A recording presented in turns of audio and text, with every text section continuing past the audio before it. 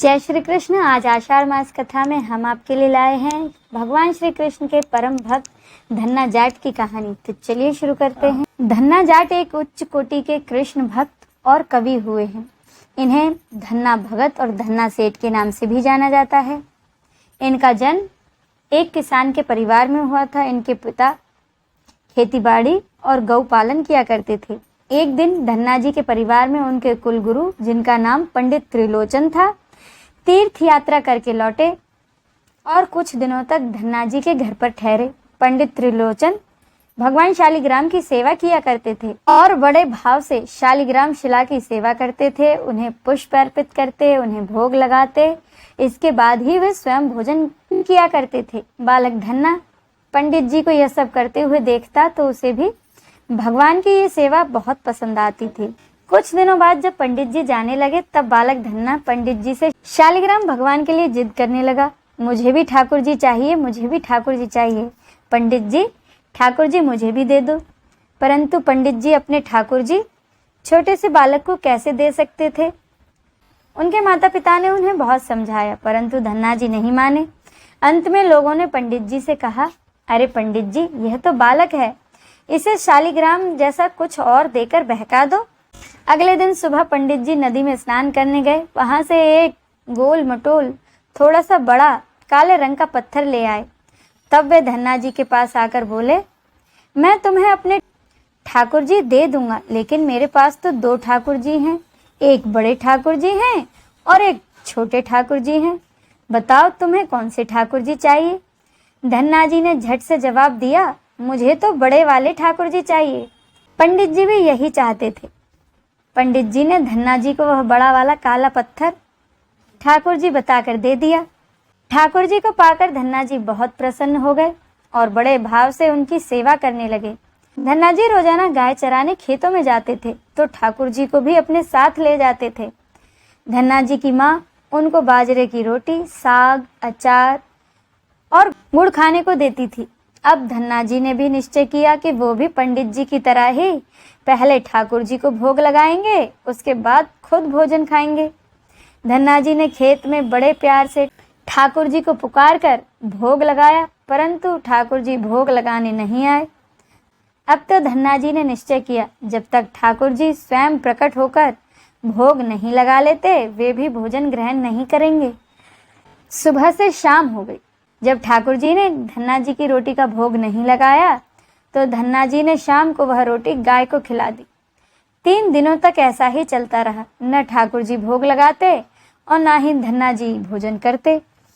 चौथे दिन धन्ना जी की माता ने फिर से उनको खाना दिया। अब तो धन्ना जी खेतों पर जाकर जोर जोर से रोने लगे और ठाकुर जी को गुहार लगाने लगे और बोले, आप तो बड़े ठाकुर जी हैं, आपको तो लोग रोजाना 56 भोग जिमाते होंगे, परंतु मैं तो बालक हूँ और 3 दिन से भूखा हूँ और कितना परेशान हूँ। क्या आपको मुझ पर दया नहीं आती? मुझ पर दया करके ही सही थोड़ा सा भोग लगा लो, जिससे कि मैं भी कुछ खा सकूं।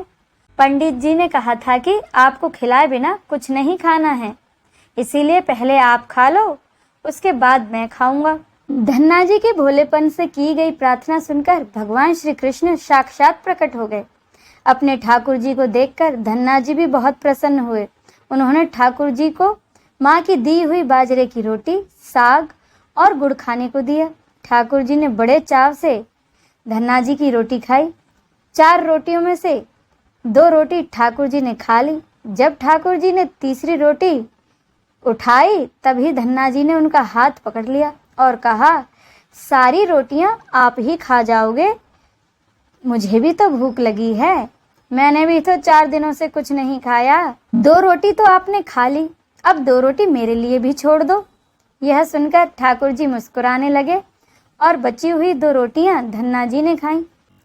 अब तो यह धन्ना जी का रोजाना का नियम हो गया। धन्ना जी जब गाय चराने जाते तो खेतों में जाकर ठाकुर जी के साथ ही भोजन करते। एक दिन ठाकुर जी ने धन्ना जी से कहा, तुम रोज मुझे रोटियां खिलाते हो और मैं मुफ्त में तुम्हारी रोटी नहीं खाना चाहता, इसीलिए मैं रोटी के बदले तुम्हारा कोई काम कर दिया करूँगा। धन्ना जी ने कहा, मैं तो अभी बालक हूँ, केवल गैया ही चराता हूँ, मैं आपको क्या काम बता सकता हूँ? ठाकुर जी बोले, तो मैं तुम्हारी गैया ही चरा दिया करूँगा। उस दिन के बाद से ठाकुर जी धन्ना जी की गाय चराने लगे। एक दिन धन्ना जी ने ठाकुर जी से पूछा, आप मुझे अपने दिल से क्यों नहीं लगाते हैं? ठाकुर जी ने कहा, मैं तुम्हारे सामने प्रत्यक्ष तो हो गया हूँ, लेकिन मैं पूरी तरह से तब मिलता हूँ जब कोई सदगुरु की शरण ले लेता है।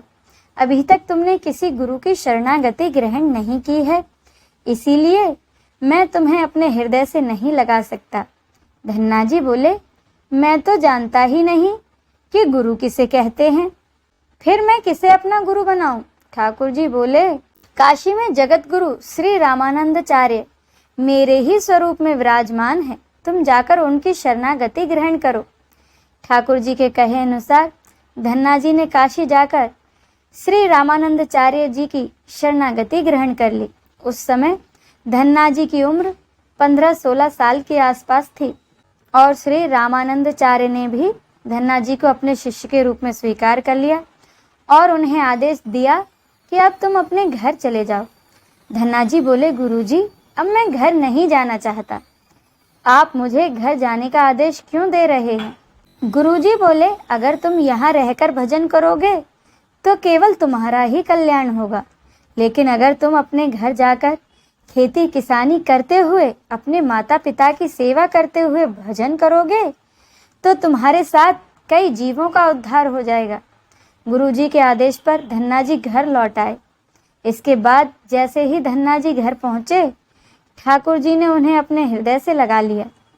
इसके बाद धन्ना जी खूब मन लगाकर संत सेवा करने लगे। जब भी उनके गांव में कोई साधु संत आते तो धन्ना जी उन्हें अपने घर लाते और बड़े प्यार से उनकी सेवा करते, उन्हें भोजन खिलाते। संतों की सेवा करने के कारण अब उनके घर दूर दूर से साधु संत पधारने लगे और धन्ना जी भी उन सबका बड़े प्रेम से सत्कार करते थे और उन सभी को भोजन कराते। एक दिन धन्ना जी के पिताजी ने उनसे कहा, देखो भाई, हम लोग गृहस्थ लोग हैं, यदि महीने में एक आध बार कोई साधु संत आ जाए तो हम उनकी सेवा भी कर दें और उन्हें भोजन भी करा दें, लेकिन तुम्हारे इन साधुओं से ऐसी दोस्ती हो गई है कि हर दूसरे दिन कोई ना कोई साधु चला आता है और अपने साथ एक दो को और ले आता है। यह ठीक नहीं है। हम अपनी खेती बाड़ी का काम करें या इन साधु संतों की सेवा करें। तुम तो अभी बालक हो, कुछ कमाते भी नहीं, तुम्हारा पालन पोषण भी हम ही करते हैं और ऊपर से तुम इन साधुओं को और बुला लाते हो। इस प्रकार इन निठल्ले साधुओं की सेवा करना ठीक नहीं है। इसीलिए एक बात कान खोल कर सुन लो, आज के बाद अगर तुम किसी साधु को घर लेकर आए तो मैं उन्हें घर में घुसने नहीं दूंगा, और यदि तुम्हें साधु की सेवा ही करनी है तो पहले कुछ कमाई करो, फिर अपनी कमाई से साधुओं की सेवा करना। पिताजी की बातें सुनकर धन्ना जी उदास हो गए और चुपचाप खड़े हो गए। तब पिताजी ने धन्ना जी को डांटते हुए कहा, आज के बाद किसी साधु को घर में लेकर मत आना और जाओ खेतों में गेहूं बोकर आओ। खेत तैयार हैं, बोरियों में बीज का गेहूं रखा है, इसे बैलगाड़ी में रखकर ले जाओ और खेतों में जाकर बो दो। धन्ना जी ने बैलगाड़ी में गेहूं की बोरियां रख लीं और खेत में बोने चल दिए। जब धन्ना जी थोड़ी ही दूर चले थे कि उन्हें मार्ग में 5-6 साधु संत की टोली आती दिखाई दी। धन्ना जी ने बैलगाड़ी से उतरकर उन्हें साष्टांग प्रणाम किया। संतों ने धन्ना जी को आशीर्वाद दिया और पूछा, बेटा, इस गांव में धन्ना जी का घर कौन सा है? सुना है वे जगत गुरु श्री रामानंदाचार्य के शिष्य हैं और बहुत छोटी सी उम्र में ही उन्होंने भगवान का दर्शन प्राप्त कर लिया है। हम भी उन्हीं का दर्शन करना चाहते हैं। यह सुनकर धन्ना जी संकोच में पड़ गए और हाथ जोड़कर बड़ी विनम्रता से बोले, महाराज, मुझे ही लोग धन्ना भगत कहते हैं। संत बोले, भगवान ने हम पर बड़ी कृपा की, हम जिनसे मिलने आए थे वे यहीं मिल गए। निश्चित ही आप ऐसे ही भक्त हैं जैसा कि हमने आपके बारे में सुना था। कितनी विनम्रता है आप में। चलिए आपके घर चलते हैं, वहीं बैठकर आराम से बातें करेंगे। धन्ना जी ने सोचा, अभी तो पिताजी ने साधुओं को घर लाने के लिए मना किया है, और यदि मैं खेतों में बीज बोने की बजाय इन साधु संतों को घर ले गया तो पिताजी तो आसमान ही सिर पर उठा लेंगे और इन साधु संतों को भी भगा देंगे, इनका भी अपमान करेंगे। तब धन्ना जी कुछ विचार कर कर बोले, महाराज अभी घर पर कोई नहीं है, मैं खुद खेतों की तरफ ही जा रहा हूँ, आप भी मेरे साथ वहीं चलिए। संत बोले, ठीक है, हमें तो आप ही से मिलना था, अब जहाँ आप चलें वहीं हम चलेंगे। फिर धन्ना जी उन सभी को अपने खेतों पर ले गए। खेत में एक पेड़ के नीचे बने चबूतरे पर साधुओं को बिठाकर धन्ना जी बोले, महाराज आप यहीं पर कुछ देर के लिए आराम कीजिए, तब तक मैं आपके भोजन की व्यवस्था करता हूँ। यह कहकर धन्ना जी वहाँ से बैलगाड़ी लेकर चले गए। बैलगाड़ी लेकर धन्ना जी सीधे बनिया की दुकान पर पहुँचे। वहाँ पर उन्होंने बैलगाड़ी में जो बीज वाला गेहूँ जो कि उन्हें खेत में बोने के लिए रखा था, उसे बनिए को बेच दिया और उससे दाल बाटी और चूरमा बनाने का सारा सामान खरीद लिया। सामान लेकर धन्ना जी खेत पर पहुँचे। वहाँ पर उन्होंने साधु संतों के साथ मिलकर बहुत बढ़िया दाल बाटी और चूरमे का प्रसाद बनाया। सबसे पहले उन्होंने भगवान को प्रसाद का भोग लगाया, बाद में बड़े प्यार से उन्होंने सभी साधु संतों को भोजन करवाया। इसी बीच भगवत चर्चा भी होती रही। संतों को भोजन कराने के बाद बड़े प्यार से धन्ना जी ने उन्हें विदा भी कर दिया। संतों के जाने के बाद धन्ना जी सोचने लगे, बीज वाले गेहूं को तो बेचकर संतों को भोजन करा दिया, अब खेत में क्या बोया जाए। अगर पिताजी से फिर बीज मांगने गया तो पिताजी बहुत नाराज होंगे। यह सोचकर धन्ना जी ने बोरियों में रेत भर लिया और आसपास के लोगों को दिखाने के लिए उस रेत को ही खेतों में बोने लगे। धन्ना जी ने राम का नाम लेते हुए शाम तक बोरियों की सारी रेत खेत में छिड़क दी। आसपास के खेत वाले देख रहे थे कि धन्ना जी खेतों में गेहूं बो रहे हैं, लेकिन वो तो खेतों में रेत बो रहे थे।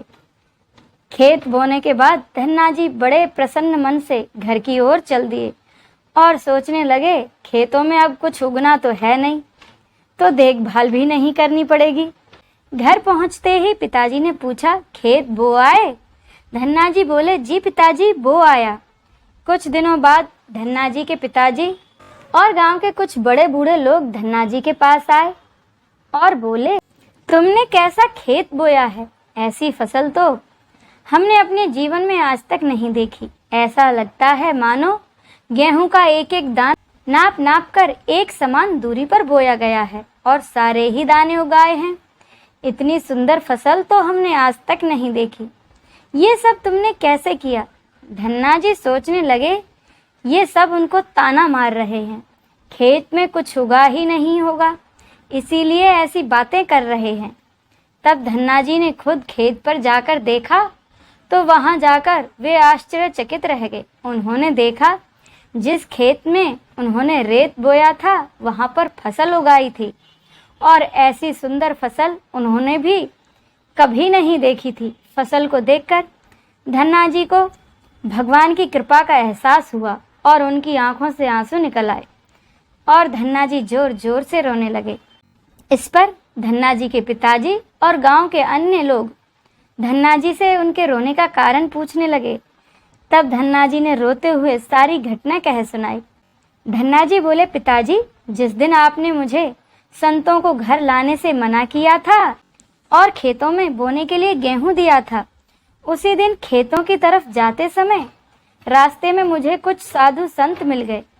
मैंने उन संतों को अपने खेत पर ठहराया और बीज वाला गेहूं बनिए को बेचकर संतों को भोजन करवा दिया। इसके बाद मैंने खेतों में रेत को बो दिया। रेत बोने के बाद यह फसल कैसे उगाई मुझे नहीं मालूम। धन्ना जी की बातें सुनकर उनके पिताजी की आंखों से भी आंसू निकल आए और वो बोले, मेरा भाग्य धन्य है जो मेरे घर ऐसे बेटे ने जन्म लिया है। आज के बाद हम तुम्हें नहीं रोकेंगे। खूब साधु संतों को घर बुलाओ उनकी खूब सेवा करो। हम भी तुम्हें कभी मना नहीं करेंगे। आज से मैं भी भगवान की भक्ति किया करूँगा और तुम्हारे साथ संतों की सेवा भी किया करूँगा।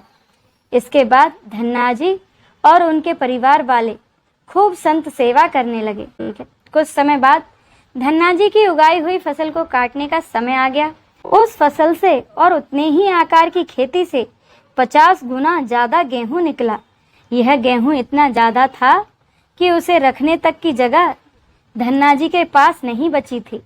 गांव के सभी लोग धन्ना जी की फसल देखकर आश्चर्य करने लगे।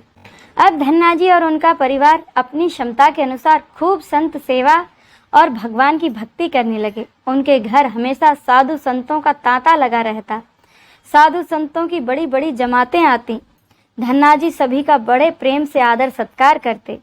अब जब भी धन्ना जी खेतों में फसल बोते, हर बार ऐसी ही फसल होने लगी। अब धन्ना जी अपने गांव के बड़े किसान बन गए। गांव के सभी लोग धन्ना जी को चमत्कारी संत मानने लगे और उनके खेतों की मिट्टी को भी चमत्कारी मानने लगे। जिन लोगों के खेतों में पर्याप्त फसल नहीं होती थी, वे लोग धन्ना जी के खेतों की मिट्टी ले जाकर अपने खेतों में छिड़क लेते। इससे उनकी फसल भी अच्छी होने लगी। चारों तरफ धन्ना जी की जय जयकार होने लगी। अब इससे आगे की धन्ना जी की कथा हम अगले अध्याय में जानेंगे। जय श्री कृष्ण।